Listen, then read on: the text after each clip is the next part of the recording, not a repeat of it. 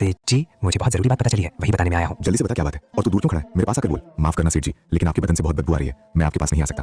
पता नहीं आपको कौन सी बीमारी हुई है, आपके शरीर से गंदी बदबू आ रही है। अगर मैं पास आया तो आपकी बीमारी मुझे भी घेर लेगी। मैं यहीं ठीक हूँ, माफ करना सेठ जी। जान है तो जहान है, मैं आपकी तरह बीमार नहीं पड़ना चाहता। आपको कोई गंभीर बीमारी हुई है, और मैं तो क्या, आपकी पत्नी सेठानी भी आपके पास नहीं आती, तो हमसे तो ये उम्मीद करना छोड़ ही दो। मैं आपको आपके फायदे की बात बताने आया था, लेकिन अगर आप नहीं सुनना है तो मैं जा रहा हूँ। धनराज सेठ को उसके ऊपर बहुत गुस्सा आता है। वो मन ही मन सोचता है, ये 2 टके का नौकर मुझसे ऐसी बातें कर रहा है। अगर मेरे हालात इतने खराब नहीं होते तो इसके हाथ पैर यहीं तोड़ देता, लेकिन ये वक्त गुस्सा दिखाने का नहीं है। नहीं तो ये जो बातें बताने आया है वो नहीं बताएगा शायद, क्या पता मेरे धन से जुड़ी हो। धनराज सेठ गुस्से का प्याला पी जाता है और बोलता है, अरे रुक रुक, कहीं जाने की जरूरत नहीं है, तू वहीं खड़े रहकर मुझे वो बात बता। क्या बता रहा था, तुम्हें क्या पता चला है? आप हमारे गांव के ईश्वर को तो जानते हैं ना, जो आपके खेत में काम किया करता था, उसी के बारे में बताने आया हूँ। आपने तो उसे काम पर से निकाल दिया था, और गांव में तो अकाल पड़ा है, और इस अकाल के समय में भी ईश्वर के पास बहुत अनाज है। वो गांव में अनाज बांटता फिर रहा है, जरूरतमंद की मदद करता है, जिसको जितने पैसे की जरूरत होती है वो भी देता है। और तो और आप तो ये भी नहीं जानते कि उसने अपना एक बड़ा सा घर बना लिया है सेठ जी, और ये सब उसी दिन से हुआ है जिस दिन आपके घर में चोरी हुई थी। मुझे लगता है आपके घर में चोरी उसने की है। क्या बात कर रहे हो दीनू? इसका मतलब वो ईश्वर ही था जिसने मेरे घर इतनी बड़ी चोरी की। उसकी इतनी हिम्मत, जो मेरे घर में चोरी करता है और मेरे पैसे लोगों को बांट रहा है। ये मैं नहीं होने दूंगा। उन पैसों पर उसका कोई अधिकार नहीं है, वो पैसे मेरे हैं। तुम अभी जाकर उसके घर की तलाशी लो, तुम्हें वहाँ पैसे जरूर मिलेंगे,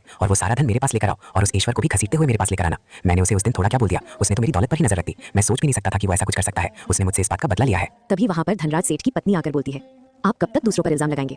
आप मान क्यों नहीं लेते कि ये सब आपके कर्मों का नतीजा है? आपके कर्म ही ऐसे थे जो आज आपकी हालत ऐसी हो गई है। उस बेचारे ईश्वर को क्यों सता रहे हो? जरा अपने अंदर झांक के देखिए, आप कैसे हो। आपने न जाने कितने लोगों के साथ जुल्म किए हैं, अन्याय किए हैं। ईश्वर आपको उसी की सजा दे रहा है। इसमें ईश्वर की कोई गलती नहीं है। उस पर जानबूझकर झूठा इल्जाम मत लगाइए।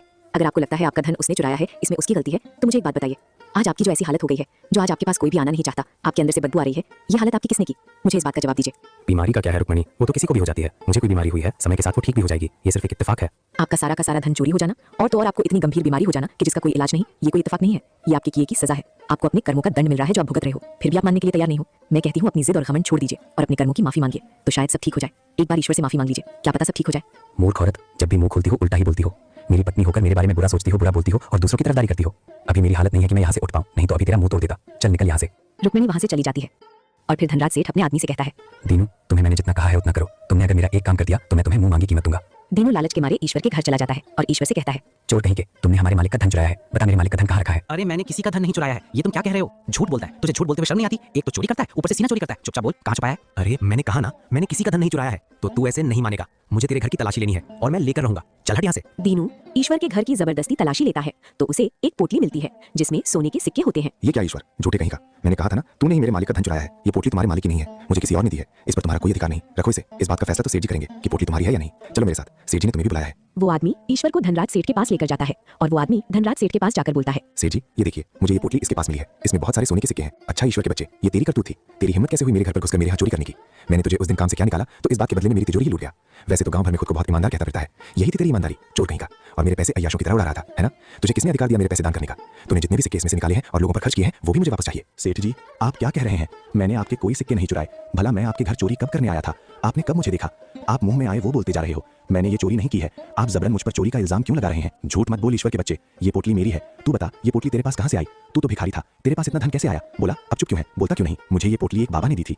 एक दिन मेरे घर एक बाबा आए थे, उन्होंने ही मुझे ये पोटली दी है। वे बहुत भूखे थे, मैंने उनको खाना खिलाया था, तभी उन्होंने मुझे ये पोटली दी थी। धनराज सेठ सोच में पड़ जाता है। अरे मुझे याद आया, ये पोटली तो मैंने उस भिखारी को दी थी, और इसमें तो मैंने मिट्टी और कंकड़ डाले थे। फिर इसमें सोने के सिक्के कैसे आ सकते हैं? ये कैसे हो सकता है? तो झूठ बोल रहा है। इस पोटली में सोने के सिक्के थे ही नहीं। तूने जरूर मेरे घर में चोरी की है। मैं झूठ नहीं बोल रहा, मैंने कोई चोरी नहीं की है। मैंने कहा ना, मुझे ये पोटली एक बाबा ने दी थी। दीनू उस पोटली में देखो सिक्के हैं भी या नहीं? दीनू उस पोटली को खोलकर देखता है तो उसमें कंकड़ और मिट्टी होती है। ये देख धनराज सेठ चौंक पड़ता है, और तो और ईश्वर भी चौंक जाता है। ये क्या है दीनू? इस पोटली में तो वही है जो मैंने डाला था। तो तुम इस ईश्वर को यहाँ क्यों उठाकर ले आए? तुमने मुझसे झूठ बोला। नहीं मालिक, मैंने कोई झूठ नहीं बोला। मुझे नहीं पता ये कैसे हुआ, लेकिन जब ये पोटली मैंने ईश्वर के घर देखी थी, इसमें बहुत सारे सोने के सिक्के थे, और जब मैं आपके सामने खोल रहा हूँ, इसमें पता नहीं मिट्टी और कंकड़ कहाँ से आ गए। मुझे नहीं पता मालिक, लेकिन मैं सच कह रहा हूँ, मेरा विश्वास कीजिए, इसमें सोने के सिक्के ही थे। जरूर कुछ गड़बड़ है। उस दिन जो भिखारी यहाँ आया था, उसी ने जरूर कुछ किया है। वो जरूर कोई मायावी था, उसने जरूर कोई काला जादू किया है। उसी की वजह से मेरी तबीयत खराब हुई है। दीनू तुम अभी के अभी उस बूढ़े को ढूंढो जो उस दिन हमारे घर आया था। सेठ जी आप अभी तक नहीं समझे कि वो बूढ़ा कौन था? वो बूढ़े बाबा कहीं ना कहीं आपकी परीक्षा लेने आए थे, लेकिन आपने उन्हें पोटली में मिट्टी और कंकड़ भरकर दे दिया। सेठ जी आपके पास तो इतना कुछ था, फिर भी आपने एक वक्त की रोटी तक उसे ना दी। जब वो मेरे पास आए थे तब उन्होंने मेरे पास सिर्फ एक सूखी रोटी खाई थी, और जो पोटली आपने उनको दी थी वही पोटली उन्होंने मुझे दी, लेकिन इस आशीर्वाद के साथ कि जो मैंने उनको दिया है वो मुझे कई गुना बढ़कर मिलेगा। शायद उनके आशीर्वाद के चमत्कार से ही इस पोटली के अंदर जो मिट्टी और कंकड़ थे वो सोने के सिक्कों में बदल गए। हमें अपने अपने कर्मों के हिसाब से फल मिला है और कुछ नहीं। धनराज सेठ गहरी सोच में पड़ जाता है और बोलता है, मुझे याद आया, जब मैंने उसे बाबा को पोटली दी थी तो उन्होंने मुझे भी कहा था कि मैंने जो इसमें दिया है मुझे वही मिलेगा। इसका मतलब ये सब उसकी वजह से हुआ है। उसकी वजह से मेरी तिजोरी का सारा धन मिट्टी और कंकड़ बन गए। मैंने उस दिन उनका बहुत अपमान किया था, उन्हें बहुत भला बुरा कहा था, उनकी बेइज्जती की थी। आज वही सब मेरे साथ हो रहा है। इसका मतलब सचमुच मेरी बीमारी ठीक नहीं होगी। ये मेरे कर्मों की सजा है जो मुझे मिल रही है। मैंने सच में बहुत लोगों का अपमान किया है। रुक्मणी सच कहती थी, भले ही उसके बोल कड़वे थे, लेकिन उसकी हर बात में सच्चाई थी। मैंने गुस्से में आकर उसे भी इस घर से निकाल दिया। मैंने बहुत गलत किया। सचमुच मैं बहुत बुरा हूँ। मुझे उन बाबा को ढूंढना होगा। अब वही बाबा मुझे ठीक कर सकते हैं। मुझे उनसे माफी मांगनी होगी। ये तो बहुत अच्छी बात है सेठ जी, जो आपको अपनी गलती का एहसास हुआ। अगर ईश्वर ने चाहा तो वो बाबा आपको जरूर मिलेंगे। अगर आपके प्रायश्चित में थोड़ी सी भी सच्चाई होगी तो वो बाबा जरूर मिलेंगे। मुझे माफ कर देना ईश्वर, मैंने तुम्हारे साथ भी बहुत गलत किया है। मैं जानता हूँ मैं माफी के लायक नहीं हूँ, फिर भी हो सके तो मुझे माफ कर देना। और ईश्वर, ये पोटली तुम लेकर जाओ। मैं तो पापी हूँ, शायद इसीलिए इस पोटली के जो सोने के सिक्के थे वो मेरे घर आते ही कंकड़ में बदल गए। तुम इस पोटली को लेकर जाओ, ये तुम्हारी अमानत है। शायद तुम्हारे घर जाते ही ये कंकड़ फिर से सोने के सिक्के बन जाए। ईश्वर वहां से चला जाता है। ईश्वर के घर जाते ही पोटली में फिर से सोने के सिक्के आ जाते हैं। कई दिन गुजर जाते हैं, लेकिन उस बाबा का कोई पता नहीं चलता। अब धनराज सेठ की हालत दिन ब दिन बदतर होती जाती है। वो रोज ईश्वर से प्रार्थना करता है कि वो बाबा मिल जाए। अब धनराज सेठ के पास कोई नहीं जाता। सारे लोग उससे दूर भागते फिरते हैं। उसकी हालत बहुत गंभीर हो जाती है। फिर एक दिन उसके घर वही बाबा आते हैं। बाबा को देखकर धनराज सेठ की खुशी का ठिकाना नहीं रहता। बाबा आप आ गए। बाबा बाबा आप कहाँ चले गए थे? मैंने आपको कितना ढूंढा, आप मुझे कहीं नहीं मिले। मुझे माफ कर दीजिए बाबा, मैंने आपके साथ बहुत बुरा किया। मैं पापी हूँ बाबा। इस पापी की क्षमा को स्वीकार करो बाबा। एक बार कह दो कि आपने मुझे माफ कर दिया है तो मैं निश्चिंत होकर मर सकता हूँ बाबा। बस एक बार मेरी जान जाने से पहले आप मुझे कह दीजिए कि आपने मुझे माफ कर दिया। हाँ धनराज सेठ, मैंने तुम्हें माफ कर दिया है। तुम्हें तुम्हारे किए की सजा मिल चुकी है। आज तुम्हारा हृदय पूरी तरह से बदल चुका है। तुमने घमंड में आकर जो जो अपराध किए हैं तुम्हें उसकी सजा मिल चुकी है। आज से तुम इस बीमारी से मुक्त हो जाओगे। तुम बिल्कुल पहले जैसे हो जाओगे। अब आगे का जीवन कैसे जीना है ये मैं तुम पर छोड़ता हूँ। आपका बहुत बहुत धन्यवाद बाबा। मैं आपका एहसान मरते दम तक नहीं भूलूंगा। आपने मुझे सही राह दिखाई है। आपने मुझे सही गलत का फर्क समझाया है। अगर आप नहीं होते तो पता नहीं मैं और कितने पाप करता।